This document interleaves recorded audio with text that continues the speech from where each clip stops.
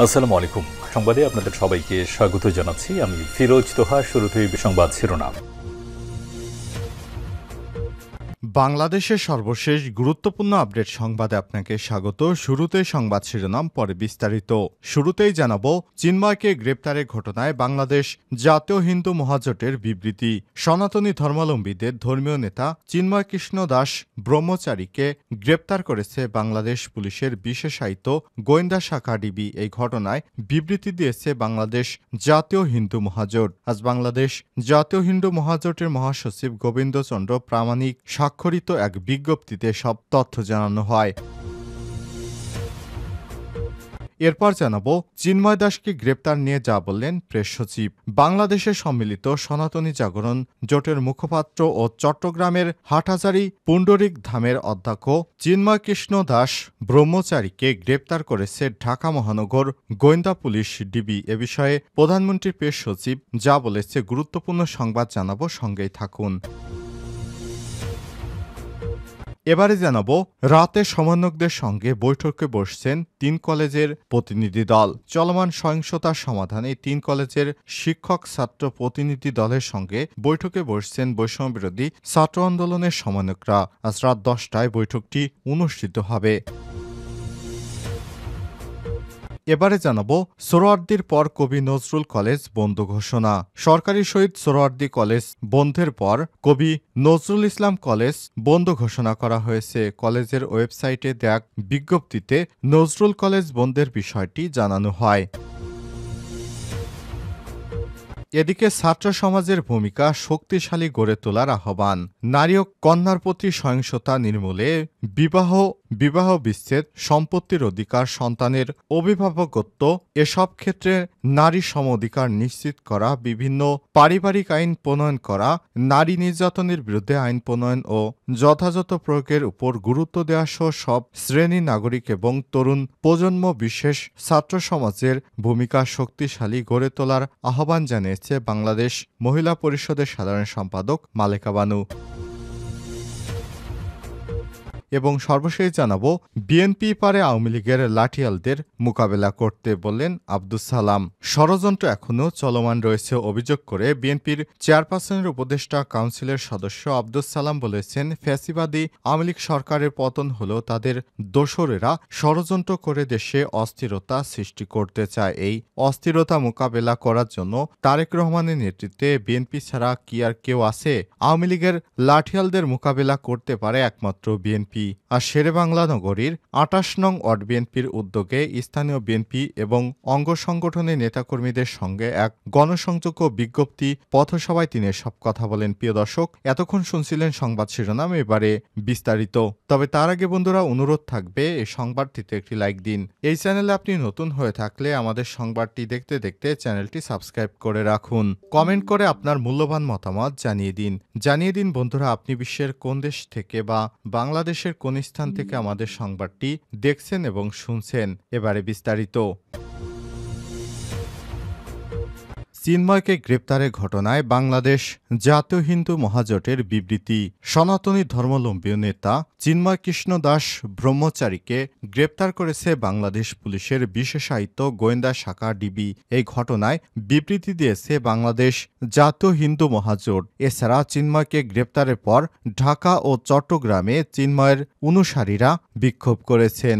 ঢাকা শহরে চিন্ময়ের অনুসারীরা রাজধানী শাহবাগে বিক্ষোভ করে যান চলাচল বন্ধ করে দেয়। এ সময় সাধারণ জনতা চিন্ময়ের অনুসারীদেরকে ধাওয়া দিয়ে সেখান থেকে সরিয়ে দিয়ে রাস্তা গাড়ি চলাচলের জন্য উপযুক্ত করে দিয়েছে। এ অবস্থায় ঢাকা শহরে বর্তমান থমথমে অবস্থা বিরাজ করছে। চিন্ময়ের গ্রেপ্তারের পর আইনশৃঙ্খলা বাহিনী সতর্ক অবস্থায় রয়েছে। দেশবাসীকে সতর্ক থাকার জন্য আহ্বান জানিয়েছে বিভিন্ন দলের নেতারা।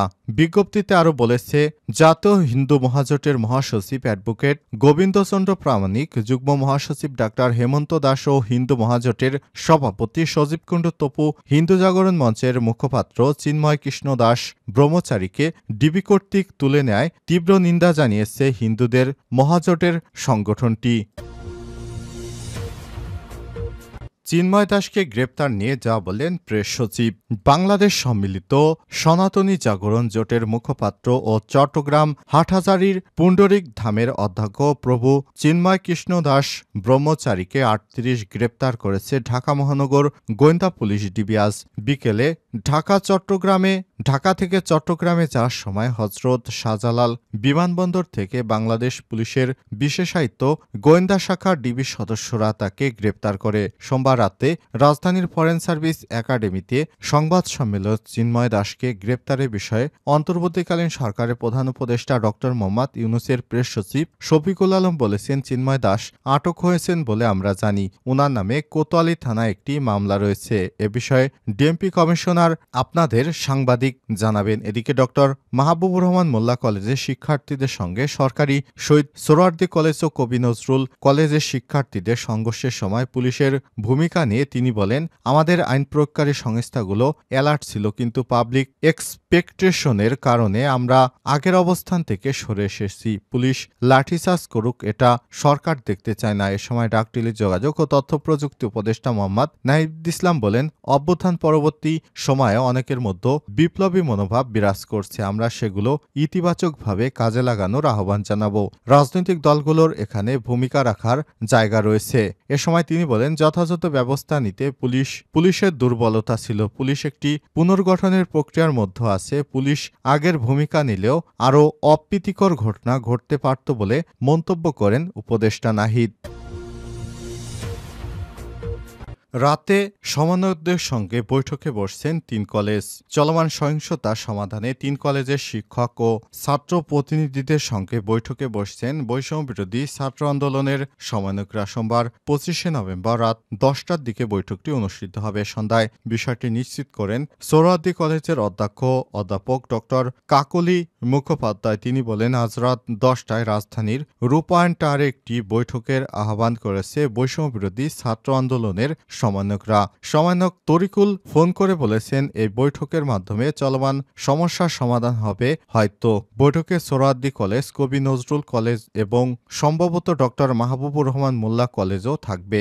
কাকলী মুখোপাধ্যায় আরও বলেন, কলেজের সিনিয়র শিক্ষক আর ছাত্র প্রতিনিধিদের নিয়ে যেতে বলেছে। এছাড়াও সমন্বয়করাও থাকবে। তবে সমন্বয়ক তরিকুলের মুঠোফোনে একাধিকবার যোগাযোগের করার চেষ্টা করা হলেও তাকে পাওয়া যায়নি। এ সময় কলেজের অধ্যক্ষ কাকলী মুখোপাধ্যায় বলেছে, কলেজে কোনো শিক্ষার্থীর মৃত্যুর খবর আসেনি। অনেক পেজ ও মিডিয়া ভুয়া তথ্য ছড়িয়েছে। অনেক শিক্ষার্থী আহত হয়েছে, তাদের চিকিৎসা দেওয়া হচ্ছে। আহতদের সঠিক সংখ্যা তথ্য এখনও নিশ্চিত হওয়া যায়নি। সোহরাওয়ার্দীর পর কবি নজরুল কলেজ বন্ধ ঘোষণা। সরকারি শহীদ সোহরাওয়ার্দী কলেজের পর বন্ধ ঘোষণা করা হয়েছে কবি নজরুল সরকারি কলেজ। সোমবার ২৫শে নভেম্বর কলেজের ওয়েবসাইটে এক বিজ্ঞপ্তিতে বিষয়টি জানানো হয়। বিজ্ঞপ্তিতে বলা হয়েছে, অনিবার্য কারণবশত মঙ্গলবার ২৬শে নভেম্বর কবি নজরুল সরকারি কলেজের শ্রেণী পাঠদান বন্ধ থাকবে। এর আগে ২৫ ও ২৬ নভেম্বর সোহরাওয়ার্দী কলেজ বন্ধ রাখার ঘোষণা দেন সোহরাওয়ার্দী কলেজের অধ্যক্ষ।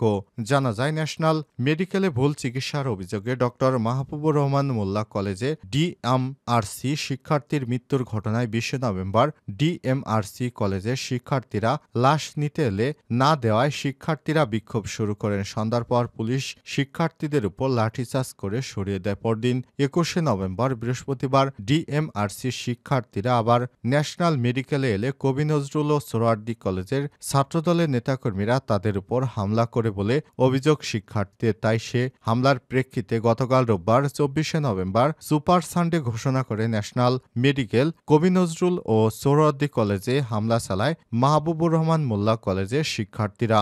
রোববার মোল্লা কলেজের নেতৃত্বে ন্যাশনাল মেডিকেল, সোহরাওয়ার্দী ও কবি নজরুল কলেজে হামলার প্রতিবাদে সোমবার ২৫শে নভেম্বর মেগা সানডে ঘোষণা করে সকাল থেকেই কলেজ গেটে অবস্থান নেয় সরকারি, সোহরাওয়ার্দী ও কবি নজরুল সহ ৭ কলেজের হাজারো শিক্ষার্থী। এদিন দুপুরের দিকে হাজার হাজার শিক্ষার্থী শিক্ষার্থী নিয়ে মাহবুবুর রহমান মোল্লা কলেজে তাণ্ডব চালায় তারা। এ সময় মোল্লা কলেজের ভবনের গ্লাস সহ বিভিন্ন জায়গায় ভাঙচুর করা হয়। বের করে নিয়ে আসতে দেখা গেছে মোল্লা কলেজের বেশ কিছু আসবাবপত্র ও কম্পিউটার। এ সময় সংঘর্ষের কারণে বন্ধ হয়ে যায় যাত্রাবাড়ি ডেমরা সড়ক। ঘটে যাওয়া পাল্টা ধাওয়া, এতে ভোগান্তিতে পড়তে হয় যানবাহনকারী চলাচলকারীদের। সংঘর্ষের সময় লাঠিসোঁটা রড নিয়ে যেতে দেখা যায় শিক্ষার্থীদের। এ সংঘর্ষে আহত হয়েছে বেশ কয়েকজন শিক্ষার্থী। সর্বশেষ তথ্যমতে যাত্রাবাড়ি ডেমরা এলাকায় মোল্লা কলেজের সামনে ইতিমধ্যেই ৬ প্লাটুন বিজিবি মোতায়েন করা হয়েছে।